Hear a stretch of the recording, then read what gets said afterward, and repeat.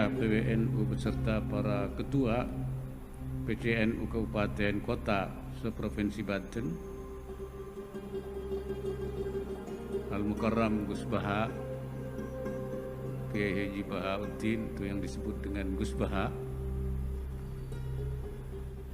Saya terima kasih kepada Gus Baha atau Kiai Bahauddin yang datang jauh dari Jawa Tengah, dari Lasem.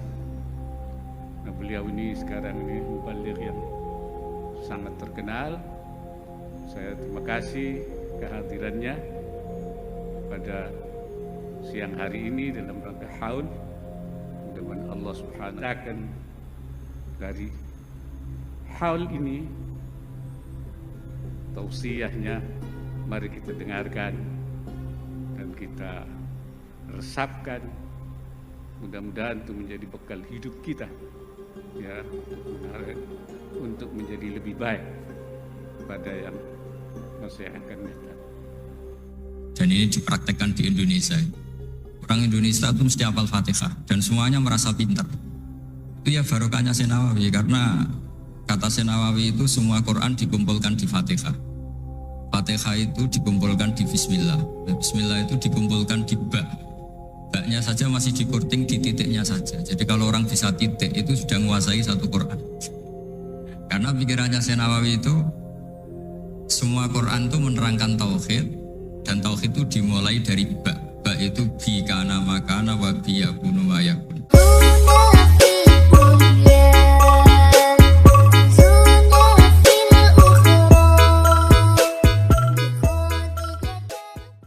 Yassir li amri wahlul 'uqdatam min lisani yafqahu qawli. Allahumma shalli wa sallim wa barik ala sayyidina Maulana Muhammadin wa ala alihi washabihi asmin amma ba'du. Yang sangat saya hormati Bapak Wakil Presiden Profesor Dr. Kiai Haji Ma'ruf Amin dan istri, semua pejabat negara yang saya hormati. Di sini ada Ibu Menaker Dr. Fauziah, Kapolda yang saya hormati, Korem, semua yang saya hormati, Ketua MUI Banten dan Ketua MUI Jawa Barat, semua yang saya hormati. Ini tak tanya dulu sama Pak Dokter, ini gimana pakai masker? Ini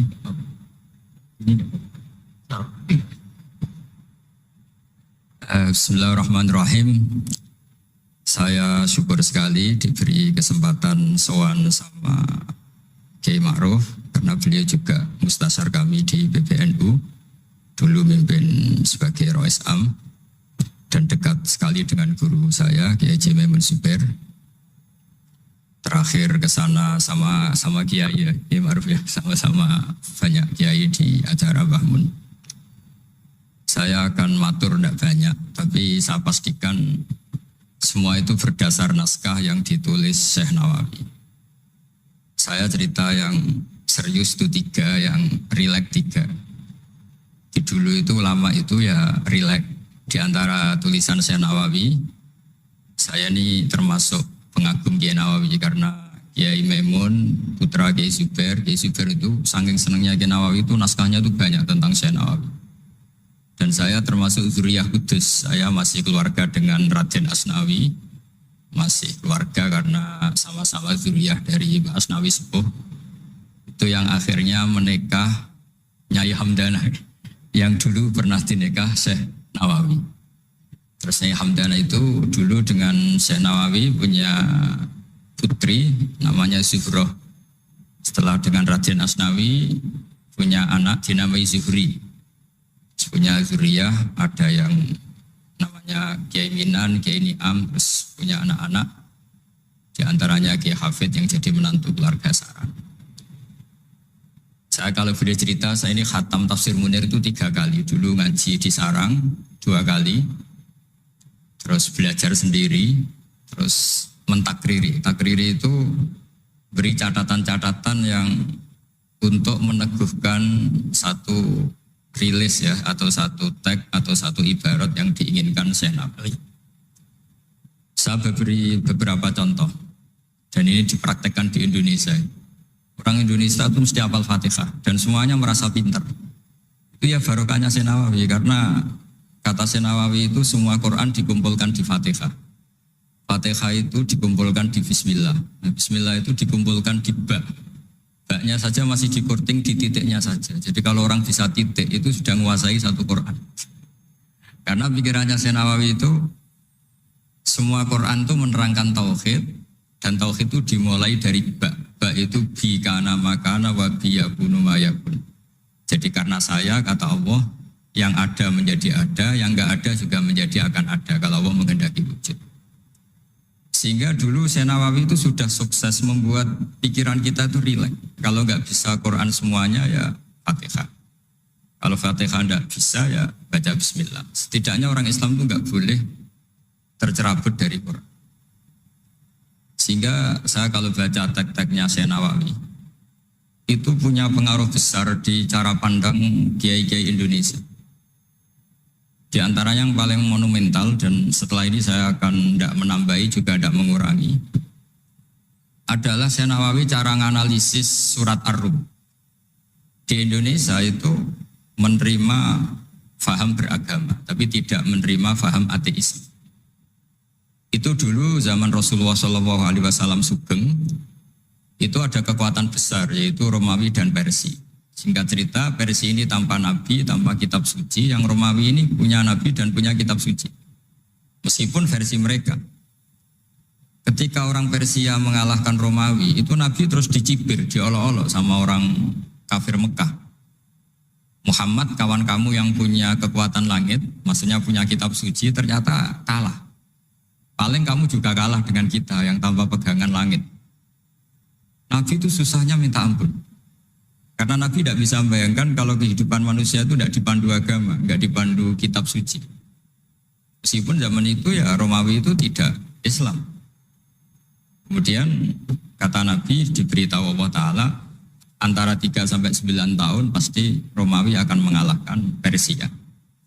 Dan itu nggak dianggap kemenangan Romawi mengalahkan Persia, tapi menangnya ahli kitab, orang yang berpegangan kitab suci mengalahkan orang yang tidak berpegangan kitab suci. Dan saat itu Allah ngendikan wa yauma idzi yafrahul mu'minun, di hari kemenangan Romawi mengalahkan Persia atau kemenangan ahli kitab terhadap non ahli kitab, itu orang mukmin itu senang sekali. Sangat senang. Ini saya baca di tagnya Syekh Nawawi supaya di sini Anda tidak mendengarkan pendapat saya, memang benar-benar mendengarkan apa yang dikatakan Syekh Nawawi. Saya baca tidak ya niru-niru Kiai Ma'ruf. Tadi beliau masih ngendikan secara fasih, ngendikan usul fikih, kaidah fikih, karena ilmu beliau dengan kita ini bersanad yang sama. Dulu Mbah Mun ngaji Mbah Karim yang ngaji Mbah Hasyim. Jadi Mbah Hasyim ngaji Syekh Khalil. Kalau saya lewat sanad kudus ya diantaranya saya lewat Syekh Nawawi Al-Bantani. Nanti saya baca beberapa sanad Syekh Nawawi. Kata Syekh Nawawi Al-Bantani beliau ngendikan wa yauma idzi yafrahul mu'minuna bi nasrillah wa yauma idz yahlibur rumu ala farisa yafrahul mu'minuna bi taghlibillah man lahu kitabun ala man la kitabalah wa yafrahuna bi walabatihim al-musyrikin bi badrin. Jadi bangsa Indonesia itu terbiasa berkawan sama orang yang beragama, tapi tidak biasa berkawan dengan orang-orang yang tidak beragama. Itu karena Imam Nawawi mengatakan, Syekh Nawawi, wa naktubu ma qaddamu atharuhum, pikiran besar Syekh Nawawi adalah ketika orang Romawi mengalahkan Persia, itu cara berpikir Imam Nawawi itu mengalahkannya orang yang berkitab, mengalahkan yang tidak berkitab. Jadi ini bukan pendapat saya, juga bukan pendapat siapapun, tapi murni saya baca teks yang dari Syekh Nawawi. Sehingga kita secara psikologi, kita ini kan misalnya saya aja lah contohnya. Misalnya saya miskin, ada petinju, orang miskin kulit hitam bersama orang kaya. Kalau yang menang yang miskin tuh ikut seneng, padahal ya ikut menang. Karena kayak terwakili. Dulu kata Syekh Nawawi, itu juga pikirannya begitu. Ini saya baca ini kata Syekh Nawawi. Misalnya seperti itu zaman itu. Wa sababu nuzuli hadil ayat annahu kana baina Faris war Rum qitalun. Wa kana al musyrikun yawadduna antaghliba farisu ar-Ruma. Di anna Faris kana majusian ummiyin wal muslimuna yawadduna ghalabatar Rum ala Faris liqaunihim ahlal kitab. Jadi dulu itu kata Syekh Nawawi, pikirannya orang Islam, boyo yang menang itu ahli kitab karena sama-sama punya agama, punya peradaban. Jangan sampai yang menang itu yang tidak punya kitab, tidak punya peradaban. Jadi itu saya yakin yang mengilhami para guru-guru kita, para kiai-kiai kita bikin Pancasila diantaranya yang membentuk Pak Karno, karena Pak Karno ya dulu ngaji sama Hussein Praminoto, ngaji sama orang-orang pinter. Kita ini berketuhanan. Jadi itu ciri khas Syekh Nawawi di antaranya. Kemudian beliau menganalisis kemenangan. Kemenangan itu ketika orang Islam sudah kuat.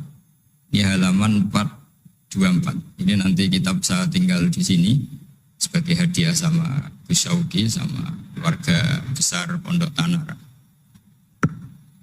Nabi itu orang yang nggak suka duniawi, tapi kenapa sih Nabi harus menang? Nabi Sulaiman akhirnya menang, Nabi Dawud akhirnya menang, Nabi Ibrahim ya akhirnya menang, Nabi Musa akhirnya juga menang, dan Rasulullah SAW juga akhirnya mengalami kemenangan.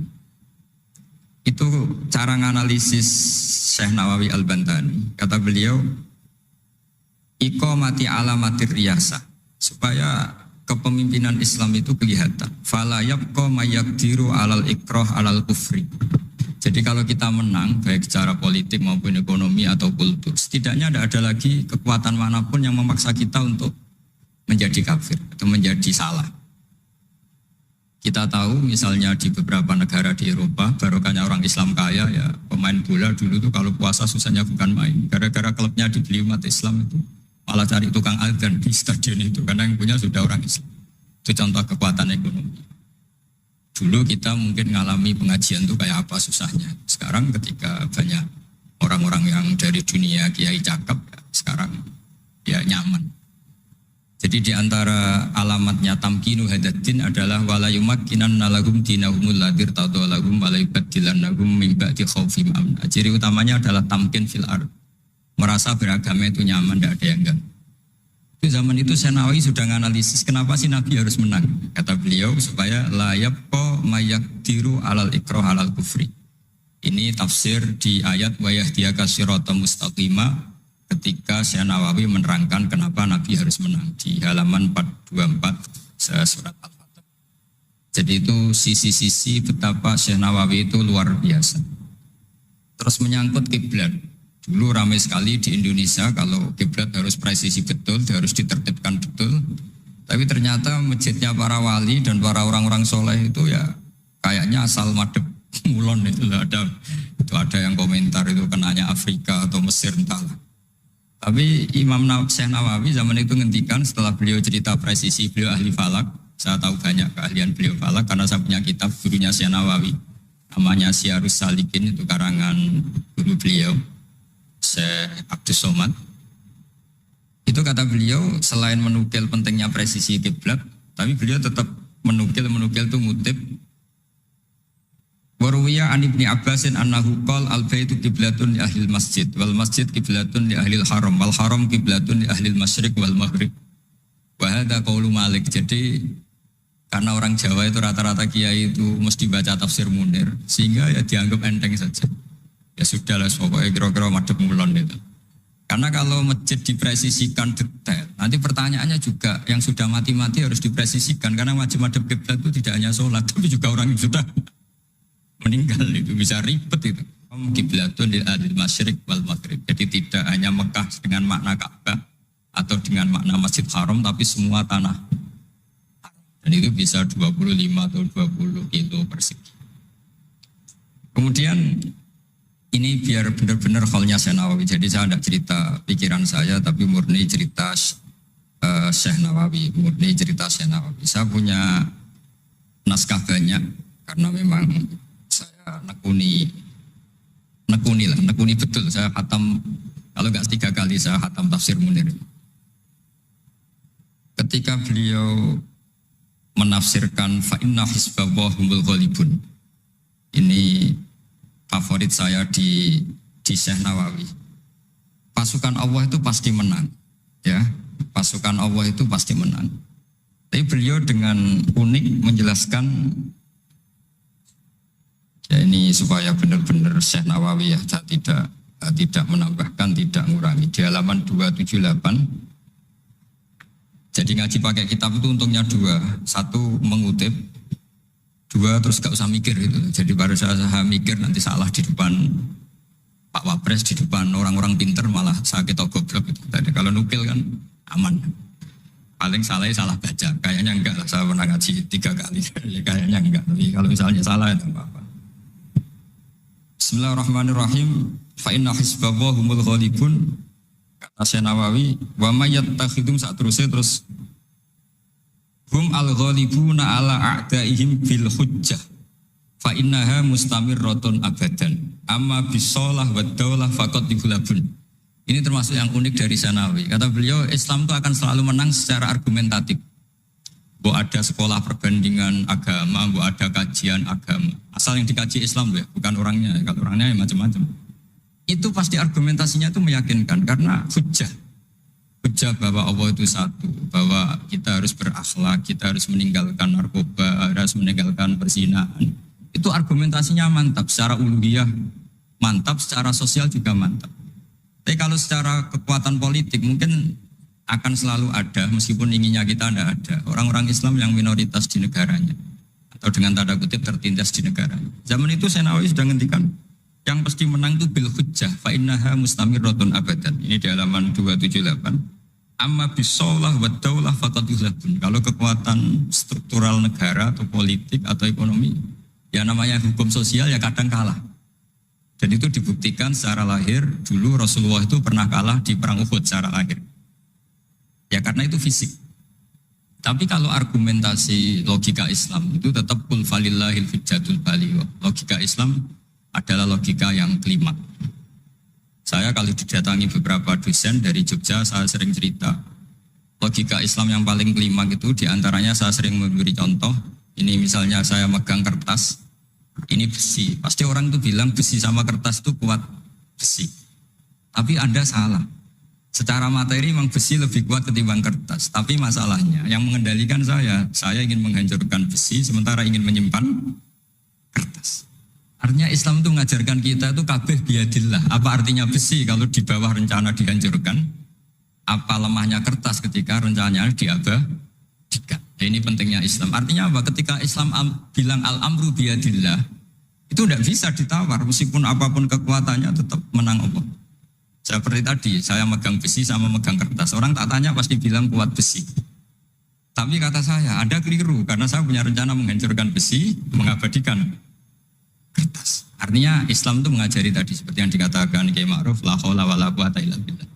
Apapun ilmu kita harus digarisbawahi secara materi kuat besi, secara materi kertas lebih rentan. Tapi harus ditambahin, tapi hakikatnya terserah yang mengendalikan. Jadi di sini Islam mensifati Allah biyadihi malakutu kulli syai'. Ya terserah Allah.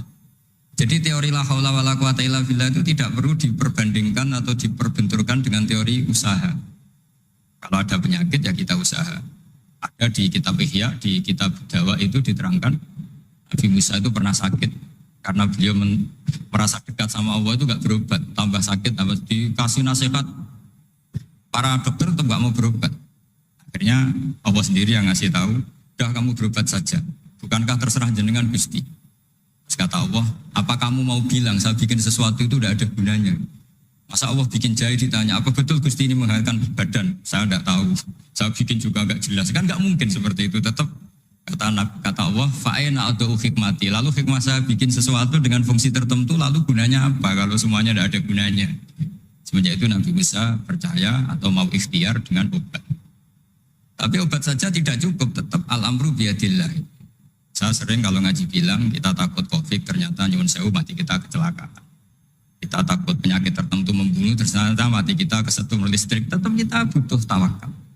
Meskipun bersamaan dengan itu tetap ada usaha melawan COVID, ingin menghilangkan penyakit-penyakit itu. Tapi tetap al-amru biyadillah. Sehingga ada keserasian syariat dan keserasian hakikat. Tapi saya pastikan Syekh Nawawi ini memang luar biasa. Jadi beliau menghentikan banyak hal yang menurut saya itu luar biasa. Jadi saya mengkaji tafsir Munir itu di antara khas-khas beliau adalah Beliau bisa cerita tentang ya tadi, tentang kekuatan-kekuatan Allah Ta'ala dengan cara yang rileks.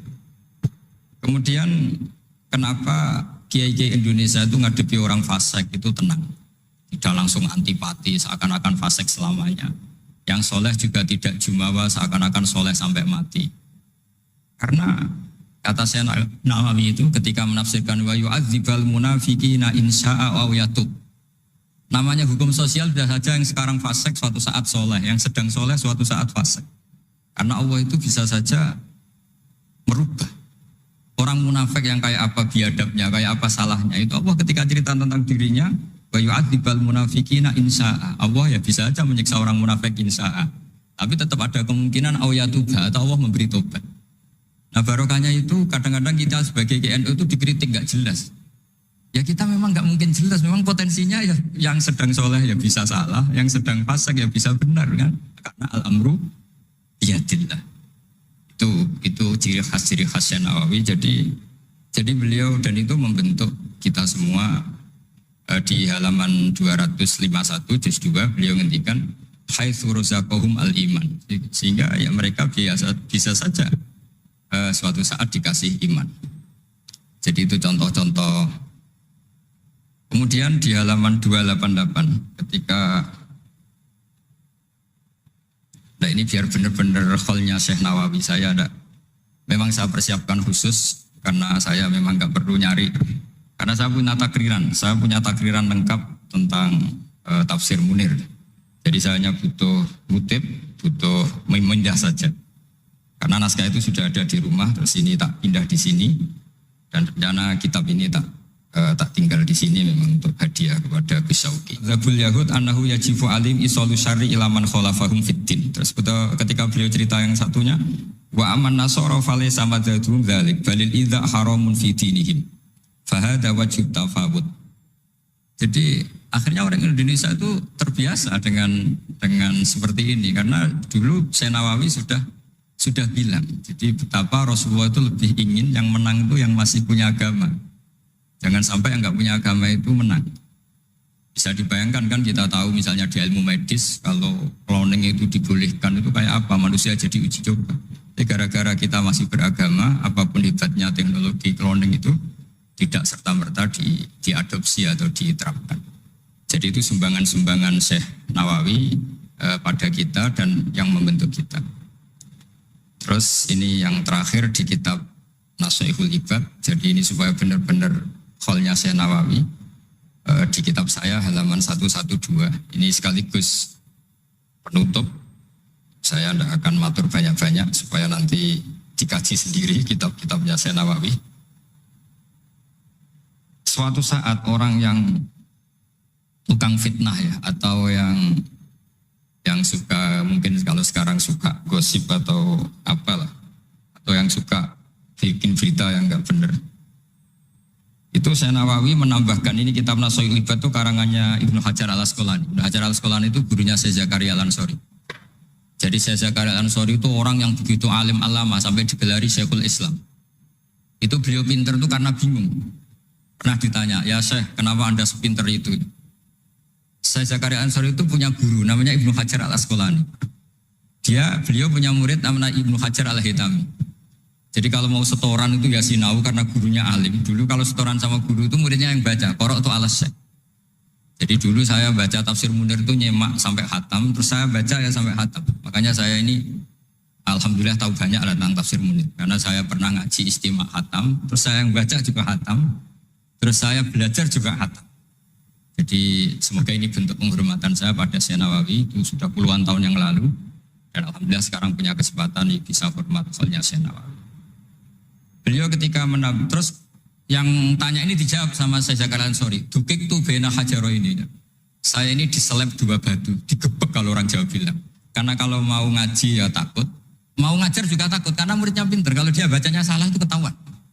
Jadi guru kalau ingin pinter cari murid yang pinter, pasti mutolaah dulu. Karena sampai kalau baca rofa nasabnya salah, pasti terus muridnya boyong. Goblok tenan guru-guru gitu. Karena jadi punya murid pinter, makanya kalau ada mahasiswa pinter, mesti dosennya tambah pinter. Karena dia kalau bacanya banyak, muridnya akan mikir. Itu disebut dukik tuh bena hajaro ini. Kata Syekh Nawawi menambahkan yang dikatakan Ibnu Hajar al-Asqalani dalam kitab Nashihul Ibad. Beliau meriwayatkan satu hadis, yu'adzabul lisanu bi'adzabin la yu'adzabu bihi syai'un minal jawarih. Nanti lisan atau mulut itu disiksa Allah dengan siksaan paling pedih di atas organ tubuh yang lain. Terus lisan komplain sama Allah, lima tu'adzibu, kenapa engkau menyiksa seperti ini ya Allah? Terus dijawab, kharajat minka kalimatun balaghat masyariqal ardi wa magharibaha. Fasufika bihad damul haram wa ukhidha bihal malul haram wa tuhika bihal farjul haram. Jadi lisan itu kalau kadung ngomong, itu orang yang harusnya disukai gara-gara dia provokatif atau menceritakan kebencian, orang benci semua. Yang orang harusnya dibenci karena perilakunya tidak menguntungkan bangsa dan negara atau tidak menguntungkan umat Islam, gara-gara dipoles sehingga dicintai. Jadi lisan itu bisa merubah segalanya. Jadi sekali dia punya kesalahan, kata Syekh Nawawi, sesuai riwayat yang beliau riwayatkan, dan beliau ngendikan turuwiyah, Nabi sallallahu alaihi wasallam, beliau ngendikan bahwa ini diriwayatkan dari Nabi, kharajat minki kalimatun balaghat atau kharajat minka kalimatun balaghat masyariqal ardi wa magharibaha. Fasufikat biha damul haram wa ukhidha biha al malul haram. Jadi ini sumbangan-sumbangan Syekh Nawawi yang kemudian membentuk kita. Jadi saya ulang lagi, mungkin para pengkaji naskahnya Syekh Nawawi tolong dibaca surat Ar-Rum. Surat Ar-Rum itu dulu Nabi itu masih belum kuat, masih di Mekah, dihimpit kekuatan besar, yaitu kekuatan Romawi dan Persia. Dan yang Romawi ahli kitab, yang Persia non ahli kitab. Dan orang musyrik itu non ahli kitab, jadi tidak berkitab. Ternyata Nabi ketika orang Faris menang, Nabi dicibir sama orang-orang musyrik bahwa nasib anda yang katanya punya kekuatan langit, pasti nasibnya sama dengan Romawi. Tapi ternyata Allah akhirnya memenangkan Romawi, dan ketika Romawi yang menang, ini oleh Syekh Nawawi ditafsirkan kemenangan yang punya kitab. Bukan ditafsirkan kemenangan apa? Romawi, tapi kemenangan yang berpegangan kitab. Itu lebih menyenangkan bagi umat Islam, karena bagaimanapun yang punya kitab ini jauh lebih berperadaban, lebih beretika. Saya kira demikian karena mungkin waktu ya, dan tadi seperti yang dikatakan Kiai Haji Ma'ruf, mohon maaf sebanyak-banyaknya karena nggak bisa hormat Syekh Nawawi secara besar-besaran sesuai hak beliau sebagai orang yang sangat-sangat terhormat karena ngangkat nama besar Indonesia di kancah internasional. Terakhir saya tutup, kata Mbah Maimun itu, ketika Andalusia kalah, padahal dulu melahirkan pengarang-pengarang kitab besar kayak Imam Qurtubi, Ibnu Malik, itu kata Mbah Mun, digai ganti Indonesia katanya. Kata Allah itu gak ridho kalau orang Islam di belahan sana kalah kecuali ada penggantinya. Katanya penggantinya itu Indonesia, kata beliau. Buktinya kita tidak berbahasa ibu Arab, tapi banyak melahirkan pengarang-pengarang kitab dengan al-fasohah fi nihayatil ulya. Karangannya Syekh Nawawi, Syekh Mahfud At-Turmusi itu punya tingkat fasohah yang setingkat bahasa aslinya. Makanya ada Syekh Khotib Minangkabau itu namanya Muhammad. Dia orang Indonesia, orang Minangkabau. Tapi ketika dipek mantu orang Arab dicibir. Kamu kok punya menantu orang Ajam? Orang Ajam itu dianggap gak bisa ngomong. Beliau secara spontan gak dikasih tahu, disuruh khutbah. Ternyata beliau takallama bilisanin fasih wa bikalamin fasih wa bikalamin baligh. Akhirnya orang-orang Mekah itu kagum semua, makanya terus dapat gelar Muhammad Khotib. Jadi dia Khotib itu gelar karena ini ajamiyun min ahli Jawa atau min ahli Indonesia yang bisa menghentikan bahasa Arab secara apa? Fasih. Jadi semenjak itu terus ada gerbong besar setelah Syekh Nawawi itu banyak lah, ada Mbah Soleh Darat, ada Syekhona Khalil, terus Top Kosania ada Syekh Mahfud, macam-macam, terus Top Kosalisa ada Mbah Hashim, ada Mbah Wahab, ada Raden Asnawi dan seterusnya dan seterusnya. Semoga kula jenengan termasuk orang-orang yang mencintai beliau, karena sanad saya tadi saya matur sama Kiai Haji Ma'ruf, memang sanad Qadiri itu dulu dari sini, dari kakeknya Mbak Ma'ruf, dari Pak Karim. Saya juga tahu itu karena sering dikasih tahu para mursyid thariqah, dan itu tadi kita sempat baca di Bahjatul Wasail, memang beliau itu Al-Qadiri, jadi apa Asy-Syafi'i madhaban wal Qadiri apa thariqatan. Mohon maaf. Assalamualaikum warahmatullahi wabarakatuh.